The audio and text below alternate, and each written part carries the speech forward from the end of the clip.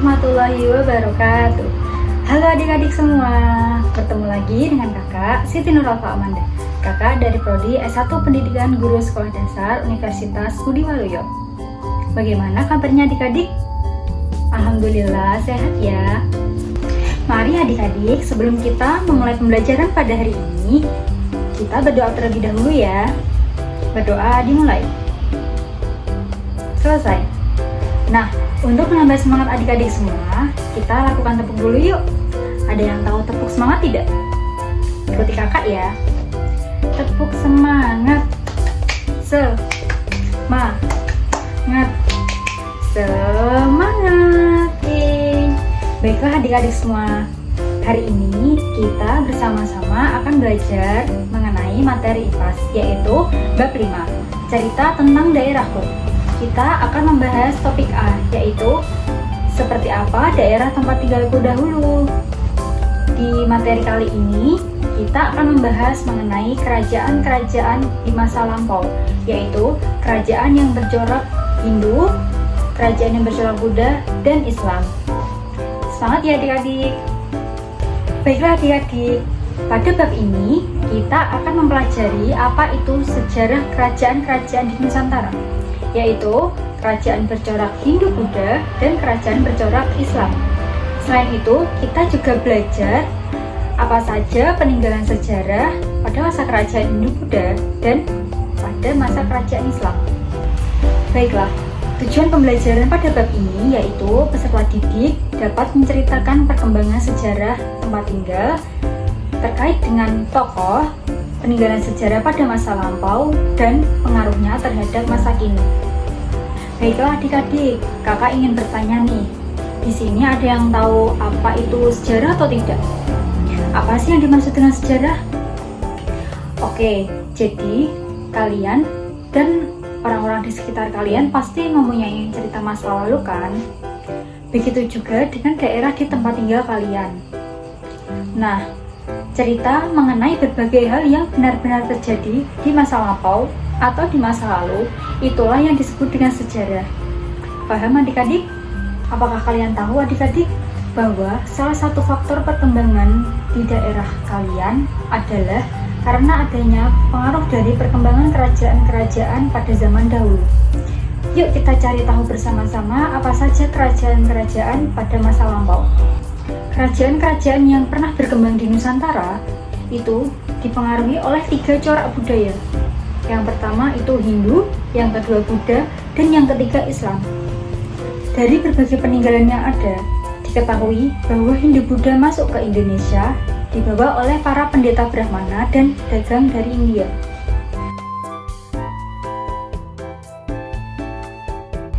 Sedangkan agama Islam masuk ke Indonesia melalui para pedagang yang berasal dari Arab, Persia, dan Gujarat. Nah adik-adik, sekarang adalah faktor-faktor yang mempengaruhi masuknya agama Islam ke Indonesia. Yang pertama, yaitu kekuatan kerajaan Hindu-Buddha seperti Majapahit dan Sriwijaya mulai melemah. Yang kedua, karena kerajaan-kerajaan yang berada di bawah kekuasaan Hindu-Buddha itu mulai melepaskan diri dan raja-rajanya mulai memeluk agama Islam. Baiklah adik-adik, selanjutnya kita akan mempelajari apa saja kerajaan bercorak Hindu yang ada pada zaman dahulu. Kira-kira apa saja ya? Kita pelajari bersama-sama yuk. Baik adik-adik, yang pertama ada kerajaan Kutai. Kapan sih kerajaan Kutai itu berdiri? Jadi, kerajaan Kutai itu berdiri pada tahun 400 Masehi. Pusat kekuasaannya berada di Kalimantan Timur. Pendiri dan raja pertamanya yaitu Raja Kodungga. Selanjutnya dipimpin oleh Raja Aswawarman dan selanjutnya Raja Mulawarman. Peninggalan kerajaan pada kerajaan Kutai yaitu ada prasasti Yupa, yaitu berupa 7 buah prasasti yang bertuliskan bahasa Sanskerta dan huruf Pallawa. Selanjutnya ada kerajaan Tarumanagara. Kerajaan Tarumanagara itu berdiri pada abad keempat atau lebih tepatnya pada tahun 358 Masehi. Pendirinya yaitu Raja Jayasinghawarman. Tetapi Kerajaan Tarumanagara itu mengalami masa kejayaan pada masa Raja Purnawarman. Pusat kekuasaannya berada di Bogor, Jawa Barat. Peninggalan sejarah pada masa Kerajaan Tarumanagara itu ada Prasasti Kebon Kopi, Prasasti Jambu, Prasasti Pasir Awit, Prasasti Tugu, Prasasti Lebak, dan masih banyak lagi. Yang selanjutnya ada Kerajaan Kalingga. Kerajaan Kalingga berdiri pada tahun 674 Masehi yang pusat kekuasaannya berada di Jawa Tengah, yaitu dipimpin oleh Ratu Sima.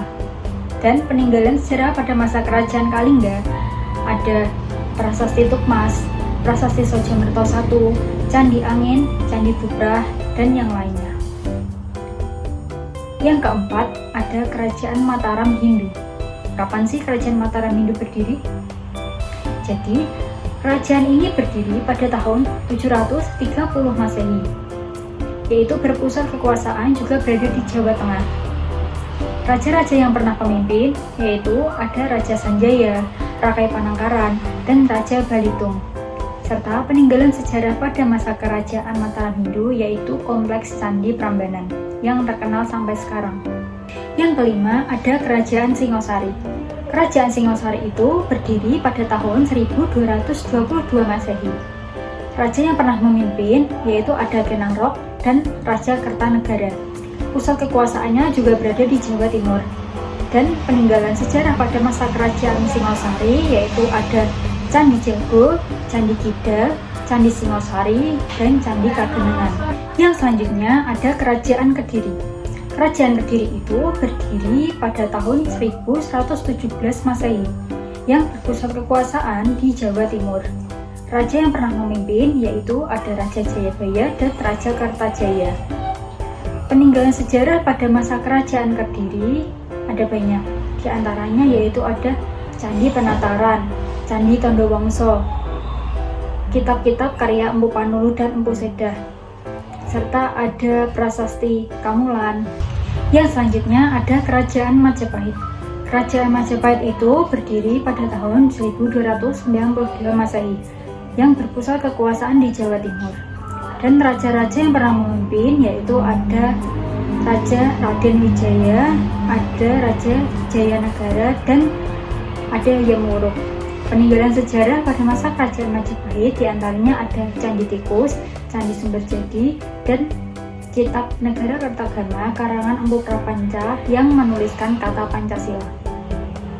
Baiklah adik-adik, selanjutnya adalah kerajaan yang bercorak Buddha. Yang pertama ada Kerajaan Sriwijaya. Kapan sih Kerajaan Sriwijaya itu berdiri? Jadi, Kerajaan Sriwijaya itu berdiri pada tahun 600 Masehi dengan raja-raja yang memimpin yaitu ada Raja Balaputradewa dan Sri Sang Rama Wijaya, berpusat kekuasaan di Sumatera Selatan. Dan peninggalan sejarah pada masa Kerajaan Sriwijaya yaitu ada Prasasti Kedukan Bukit, Prasasti Talang Tuo, Prasasti Telaga Batu, dan Prasasti Kota Kapur. Yang selanjutnya ada Kerajaan Mataram Buddha. Kerajaan Mataram Buddha berdiri pada tahun 750 Masehi yang berpusat kekuasaan di Jawa Tengah. Dengan raja yang memimpin yaitu ada Raja Banu, Wisnu, Indra, dan Samaratungga. Serta sejarah peninggalan Kerajaan Mataram Buddha yaitu ada Candi Kalasan, Candi Mendut, Candi Pawon, dan Candi Borobudur yang terkenal sampai sekarang. Baiklah adik-adik, sekarang kita akan membahas mengenai kerajaan bercorak Islam. Yang pertama, ada Kerajaan Samudra Pasai. Kerajaan Samudra Pasai itu berdiri pada abad ke-13 Masehi dan berpusat kekuasaan yang berada di Nangro Aceh Darussalam. Peninggalan sejarah pada masa Kerajaan Samudra Pasai diantaranya ada batu nisan makam Sultan Malik As-Soleh dan Cakradonya. Yang kedua ada Kerajaan Aceh. Kerajaan Aceh berdiri pada tahun 1514 Masehi dan juga berpusat kekuasaan di Nangro Aceh Darussalam. Peninggalan sejarah pada masa Kerajaan Aceh yaitu ada Monumen Darussalam, makam Sultan Iskandar Muda I, dan Kherkhof atau kuburan serdadu Belanda. Untuk yang selanjutnya adik-adik ada Kerajaan Demak. Kerajaan Demak berdiri pada tahun 1400 Masehi yaitu berpusat kekuasaan di Demak, Jawa Tengah. Dengan monumen terkenalnya sampai sekarang yaitu ada Masjid Agung Demak. Peninggalan sejarah Kerajaan Demak yaitu ada piring campa, soko tatal atau tiang utama Masjid Agung Demak, beduk dan kentongan, serta Masjid Agung Demak yang terkenal sampai sekarang dan banyak dikunjungi orang. Yang terakhir ada Kerajaan Banten. Kerajaan Banten berdiri pada tahun 1400 Masehi dan berpusat kekuasaan di Serang, Banten. Peninggalan sejarah pada masa Kerajaan Banten yaitu ada Masjid Banten, Benteng Spelwich, dan Meriam kuno Ki Amuk. Nah, adik-adik, itulah kerajaan-kerajaan bercorak Hindu, Buddha, dan Islam yang berada di Nusantara. Semoga kalian masih ingat ya apa yang kita pelajari tadi. Selanjutnya, kita akan belajar apa saja sih peninggalan sejarah pada masa kerajaan Hindu-Buddha. Yang pertama, ada candi. Siapa di sini adik-adik yang pernah bermain ke candi? Candi Borobudur atau Candi Prambanan?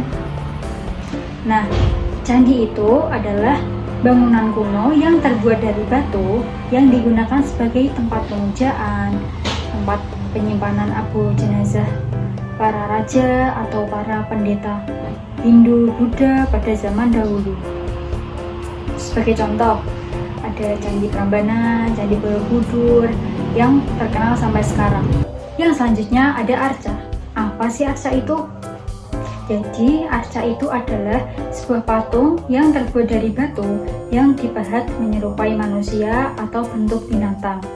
Yang ketiga ada karya sastra, yaitu peninggalan karya-karya bersejarah seperti contoh Kitab Sutasoma karangan Empu Tantular, yang dimana terdapat kalimat Bhinneka Tunggal Ika sebagai simbol persatuan negara Indonesia. Selain itu ada Kitab Negara Kertagama karangan Empu Prapanca yang berisi kata Pancasila. Yang terakhir ada bahasa dan tulisan, yaitu peninggalan pada masa kerajaan Hindu-Buddha yang menggunakan bahasa Sanskerta dan bertuliskan huruf Pallawa yang tertulis pada prasasti-prasasti peninggalan sejarah. Baik adik-adik, selanjutnya kita akan membahas mengenai peninggalan sejarah pada masa kerajaan Islam. Apa saja ya peninggalannya? Yuk kita pelajari bersama-sama.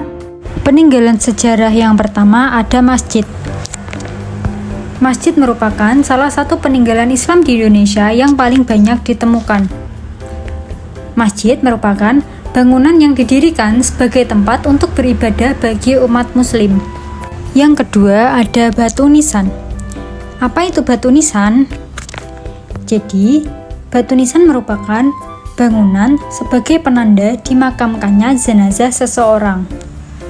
Yang ketiga ada seni pertunjukan. Jadi, seni pertunjukan itu digunakan para ulama terdahulu sebagai media untuk menyebarkan agama Islam. Seperti contoh, wayang, seni tari, dan seni musik. Selanjutnya ada karya sastra. Seni sastra pada masa perkembangan Islam di Indonesia umumnya berkembang di sekitar Selat Maluku dan Pulau Jawa. Pada umumnya berisi ajaran khusus, misal tasawuf, filsafat kemasyarakatan, dan tuntunan budi pekerti. Yang kelima ada kaligrafi.